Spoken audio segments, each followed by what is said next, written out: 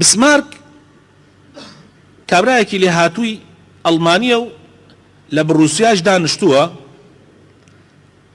پێی ئەوترێ پیاوی خوێن و ئاسن، یعنی قائیدێک بووە، سەرکردەیەک بووە، بلیمەت بووە لە بواری جەنگ و لە بواری ئاشتیش.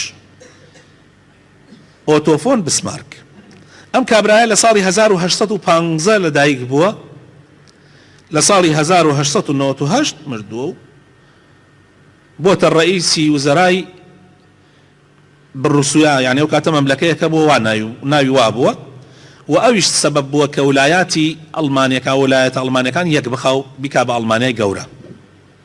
ماوەیەکیش مستەشاری ئەڵمانیا بووە. ئەم کابرایە تەماشاکەن دەرس وەرگرن لە ژیاننامەی یعنی خەڵکانی تر. ئەم کابرایە زۆر جگەرە کێشێکی یعنی عەجیب بووە. ئەڵێ بەیانی کە هەڵساوە، طبعا سیاسیەکی زۆر گەورەیەوە، هەر لەو تۆزە قسەیە بۆتان دەرکەوت کە ئەمە چی کابرایە بلیمەت بووە. بەڵام کێشەی ئەم پیاوە جگەرە کێشێکی زۆر عەجیب بووە، جگەرەی داوەتە دەم جگەرە. یەک جار بەیانی کە هەڵساوە لە خەو جگەرەیەکی داگیرساندووە، یعنی بە شخاتەوە ئەوانە، دوای ئەوە ئیتر حتا خەوتوتەوە جگەرەی داوەتە دەم جگەرە و ئەگەر جگەرەشی پێ نەبوایە نەیەتوانی بیر لە هیچ بکاتەوە، مێشکی تێکەچوو.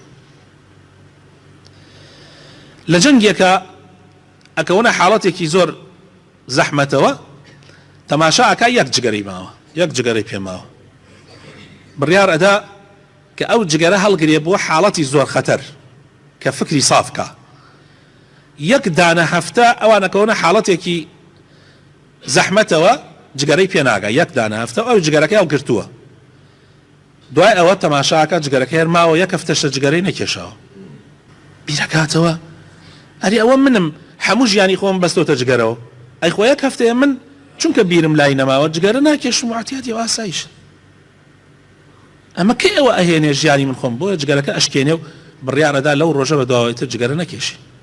حەیفە ئینسان ئەوەندە بێتوانە بێ مرۆڤێ لەو قیممەتەیە لە لێهاتوویە لە زۆر بوارە بەدەست جگەرەوە گیر بکە، بۆیە فڕێدە.